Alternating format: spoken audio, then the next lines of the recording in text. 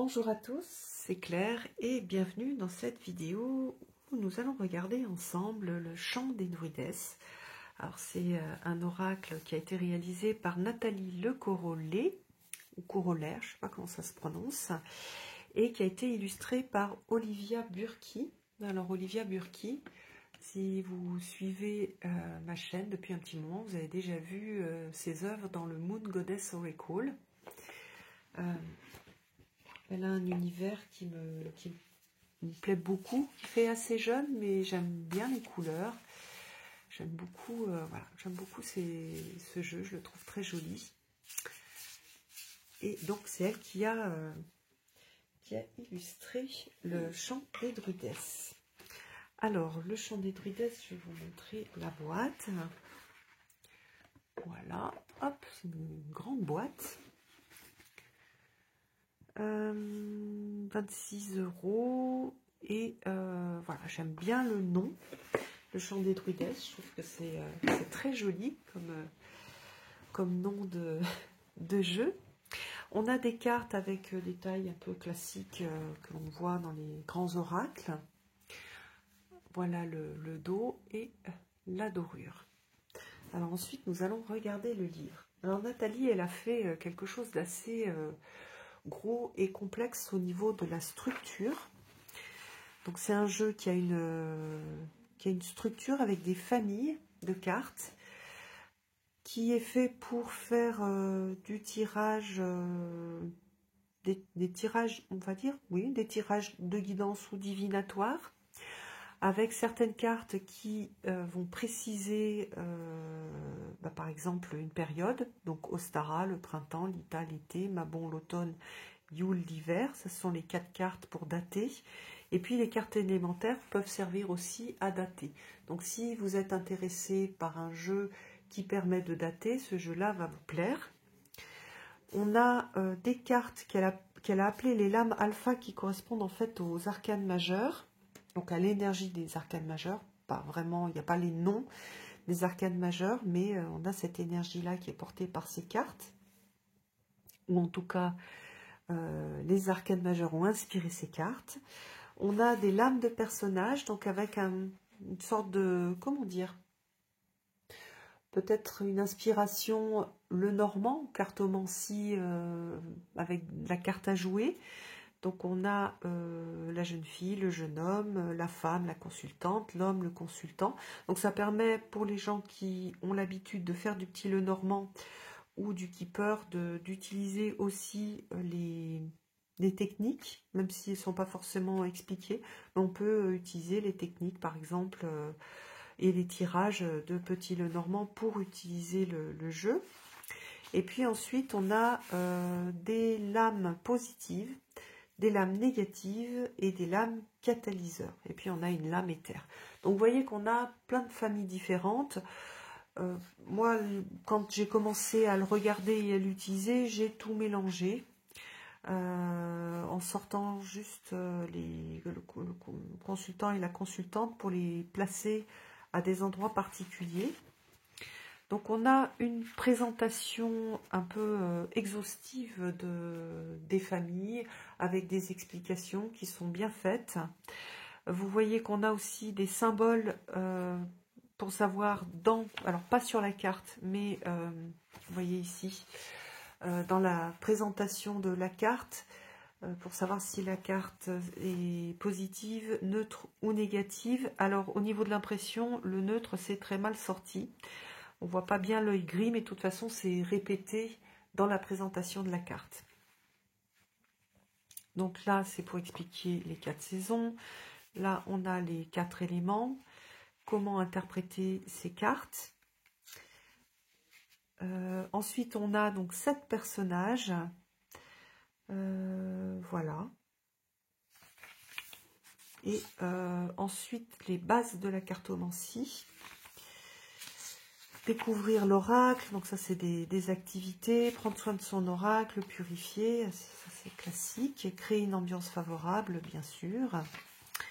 Peut-on se tirer des cartes soi-même? Donc des réponses à pas mal de questions. Avec quelle main tirer les cartes. Donc ça c'est sa vision à elle. mais chacun fait exactement comme il le sent. C'est là aussi où on a l'appropriation et comment dire, où ça devient de plus en plus puissant quand on utilise les cartes, quand on va faire les choses de la façon qui a un sens pour nous. Voilà. Donc souvent on dit de tirer les cartes avec la main gauche, mais si on a envie de les tirer avec la main droite, on peut les tirer avec la main droite. On est vraiment sur cette idée de rituel et de sens que le rituel a pour nous. Hop, les méthodes de tirage différentes. Alors, voilà. Donc par exemple, pour une question précise dont tu souhaites obtenir une datation, on va pouvoir utiliser les cartes des saisons. Hop, voilà, interprétation positive ou négative. Donc elle répond vraiment à beaucoup de questions. Et puis elle propose aussi des tirages. Alors, où est-ce qu'ils sont? Voilà, tirage classique en croix. Alors j'aime bien parce qu'elle respectait comment dire, ce tirage d'Oswald Wirth où on fait un calcul pour mettre une carte au milieu. J'ai trouvé ça sympa. C'est un beau clin d'œil aux origines du tarot. Donc on va faire ce tirage juste avec les 22 lames qui correspondent aux arcanes majeures.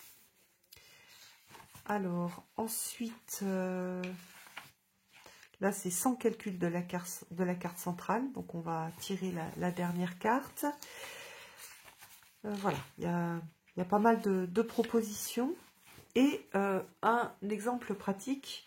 Donc ça c'est bien parce qu'on voit déjà qu'elle tire les cartes, qu'elle s'en sert vraiment pour dans sa pratique. Et puis on le voit en marche, on le voit en action, et on voit comment est-ce que l'auteur interprète les cartes et comment est-ce que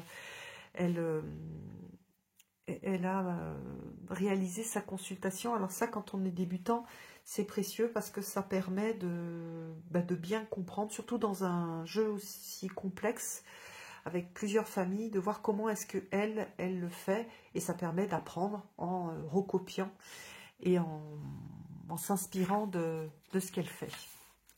Donc voilà, on a le tirage qui est proposé. Là, c'est un tirage en fer à cheval avec 7 colonnes. Donc là, on peut utiliser les 26 cartes mélangées ensemble et tirer donc 21 lames en fonction de la méthode proposée. Donc là, c'est un tirage avec beaucoup de cartes. Voilà, donc on a aussi un exemple pratique.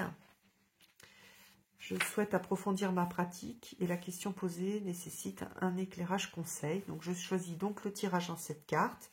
La colonne 6 va mettre en valeur les obstacles qui peuvent entraver la réalisation positive de ma question. Donc là, il y a beaucoup de cartes. Je trouve que c'est mieux de commencer par le tirage en croix ou même juste un tirage d'une carte quand on commence à utiliser un jeu pour un peu mieux connaître les cartes, se familiariser avec avec l'essence du jeu. Donc là, qu'est-ce qu'on a? La colonne 7, la réponse, le pentacle. Donc là, elle a fait un exemple juste en une ligne. Donc là, c'est avec cette carte. Donc ça, c'est pas mal. Voilà, avec cette carte, c'est pas mal. Juste cette carte, c'est bien. Après, on a une méthode de la pyramide.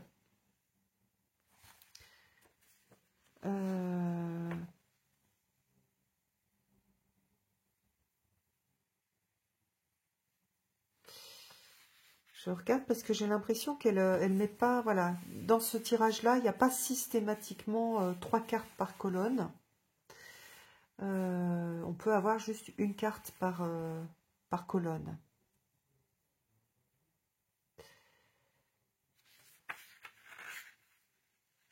Ok, bon. Donc ça, je l'ai pas testé, donc c'est à tester. La méthode de la pyramide en 10, avec un exemple. Beaucoup plus simple. Je vais désormais monter une pyramide de 10 cartes pour un projet à long terme. La première ligne, base de la pyramide, est composée de 4 cartes. Elle représente le passé de la personne en relation avec le projet interrogé, etc. Donc ça, vous pouvez le faire, c'est très intéressant. Ok. Alors, interprétation et signification des 56 lames. Donc, on va avoir, pour ces lames-là, qui sont des lames, je le rappelle, qui correspondent aux arcanes majeures du tarot, mais vous n'avez pas du tout besoin de connaître le tarot. Donc là, on a le commencement, c'est la carte qui correspond au fou. On a la polarité. Donc la polarité, c'est est-ce que c'est une carte qui va être positive ou négative. Et le type, c'est la famille de la carte. On a la description de la carte, une interprétation générale, au niveau affectif, au niveau professionnel et matériel, au niveau santé, au niveau spirituel et au niveau personnalité. Alors, moi, j'aime pas trop tirer les cartes pour la santé. Je trouve que c'est toujours un peu délicat. Voilà. Bon, là, c'est un peu léger. C'est plutôt des risques de maux de tête et des migraines. Donc bon, ça va. Et puis, on a des mots-clés. Donc, c'est « je suis » et puis, voilà, les mots-clés. Donc ça, c'est pas mal fait. J'aime beaucoup. C'est très pratique. Il y a vraiment beaucoup de choses et ça aide énormément pour tirer les cartes et interpréter les cartes que l'on a tirées. Alors ensuite, on a des lames de précision. Donc là, ce sont des lames qui vont dater un tirage. On peut aussi mélanger toutes les cartes et puis quand on a une lame de précision, on a une interprétation générale. On a aussi la même chose au niveau affectif, au niveau professionnel, matériel, etc. Donc on a aussi la symbolique de la saison. C'est pas seulement pour dater le tirage, on peut l'utiliser pour dater, on peut l'utiliser aussi en général. Donc si on mélange tout, on va avoir, soit on se dit, bah tiens, on va avoir peut-être quelque chose qui va changer, si dans l'interprétation on a cette idée de changement, de choses qui vont arriver, on peut se dire, bah ça va arriver plutôt au printemps, ou alors on a la signification, par exemple ici au niveau spirituel, d'une ouverture vers des directions spirituelles constructives. Donc voilà. Alors ensuite, les lames élémentaires. Donc soit on les lit, voilà, aux dates, soit on a des choses, voilà, des messages de circulation, d'information, de communication. Donc là on a des mots-clés, hein, communication, relation, verbalisation. Même chose, soit on s'en sert pour dater, soit on s'en sert pour avoir la symbolique de l'élément. Ensuite, on a des personnages. Donc ça peut, si on les sort et qu'on les utilise pour représenter une personne, ben voilà, on va avoir, on a cette idée de jeune fille, si je suis une jeune fille, ou si ce qui m'intéresse c'est la relation avec une jeune fille, je peux l'utiliser comme significateur. Et même chose pour donc ici l'homme et la femme, même si en cartomancie classique, hein, dans le tipeur par exemple, l'homme et la femme, c'est le consultant et le conjoint ou la conjointe. Voilà, on fait un petit peu ce qu'on veut avec ces cartes-là, si on a l'habitude du tipeur ou du Lenormand, et sinon, ce qu'on fait, c'est qu'on va regarder ici. Voilà, une jeune fille peut intervenir dans ta vie. Cette jeune fille symbolise également la fraîcheur, la nouveauté. Donc on a et le personnage et la symbolique aussi du personnage, si on n'a pas envie de le voir comme une personne réelle, mais plutôt comme une part de soi. J'espère que c'est clair. Voilà. Et puis on a l'androgyne. Donc ça, c'est quand on fait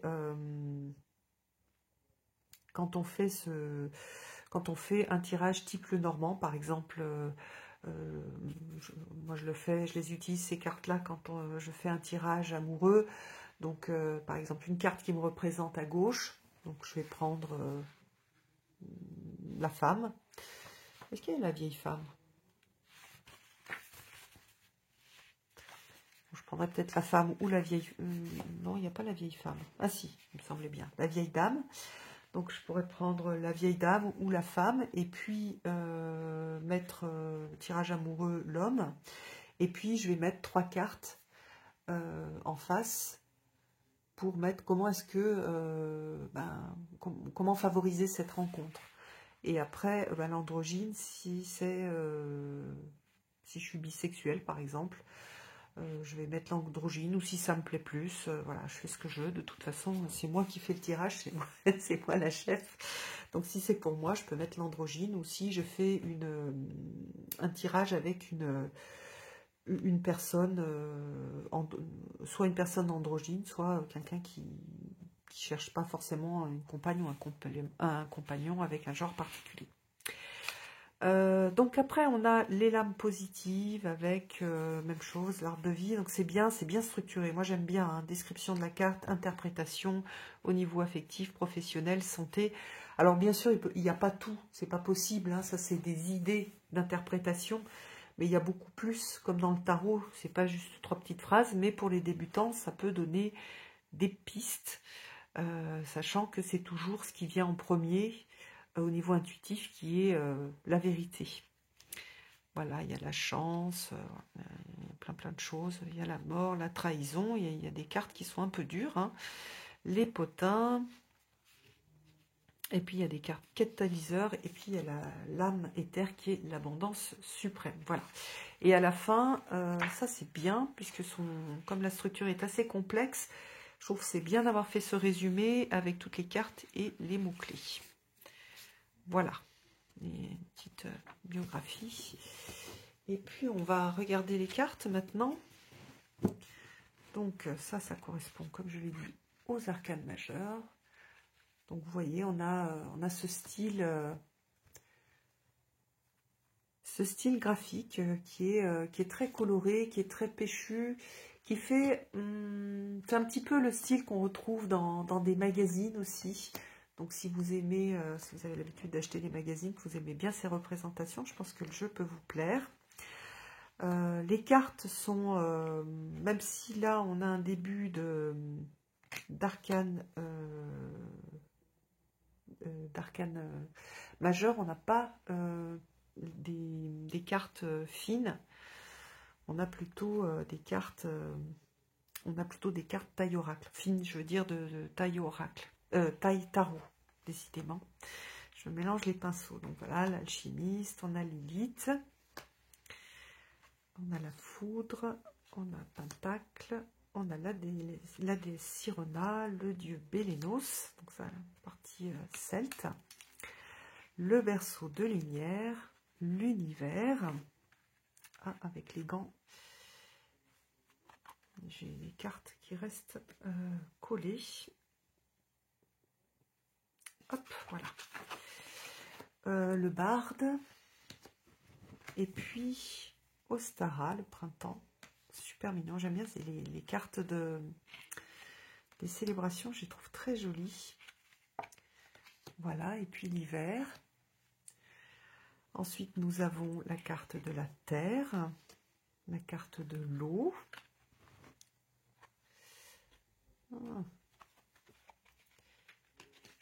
La carte du feu. Il y en a une qui doit être collée. Ah. Décidément. Ah, ou alors, je ne l'ai pas remise. 28, 29, 30, 31, non. Ok. Alors, la jeune fille, le jeune homme, la femme, la consultante, l'homme, le vieil homme, avec sa petite casquette, la vieille dame, l'androgyne, l'arbre de vie, la chance, c'est sympa cette carte, l'amour inconditionnel, le voyage, l'acte, la fusion, la fidélité, la mort, la maladie, la trahison.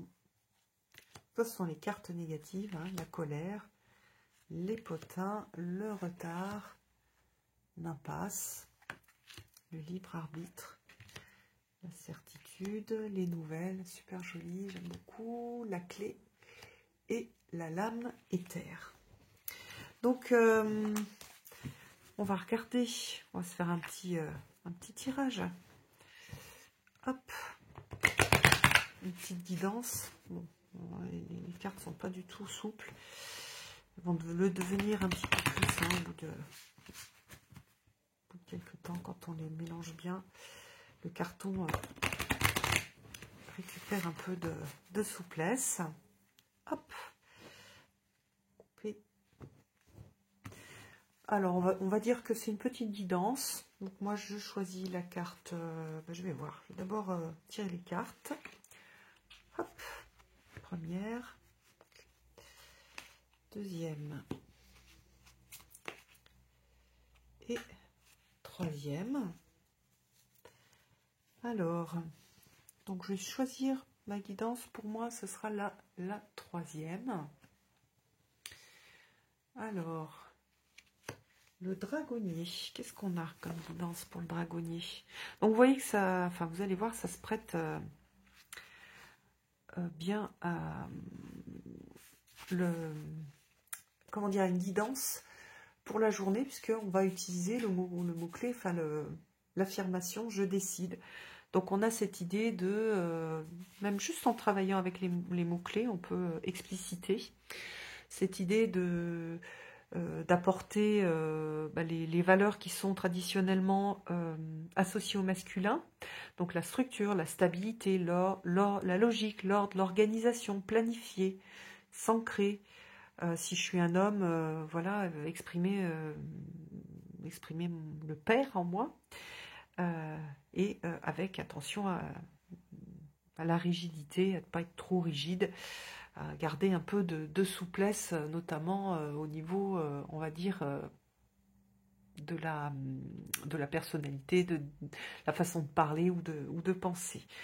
Donc on a cette invitation-là pour les personnes qui ont choisi la première carte. Alors on a le vortex pour la deuxième. Ceux qui ont choisi la deuxième. Alors, hop. Donc vous voyez, je vais, pour la journée ou pour une petite guidance, je vais juste utiliser les mots-clés. Donc là, je tourne. Alors, qu'est-ce que ça veut dire? Donc, moisson, vitesse, synchronicité. Ça veut dire que dans la journée, je vais faire attention aux synchronicités. Il y a des cycles aussi. Je vais essayer de repérer des cycles. Et puis, peut-être qu'il y a des changements qui vont m'être proposés dans la journée. Et puis aussi, c'est des opportunités, ces changements-là, pour faire des progrès. Et s'il se passe quelque chose qui ne me plaît pas trop, je me dis, bon, je ne me prends pas trop la tête, c'était inévitable, c'était dans le cycle, donc je ne suis pas forcément responsable de tout.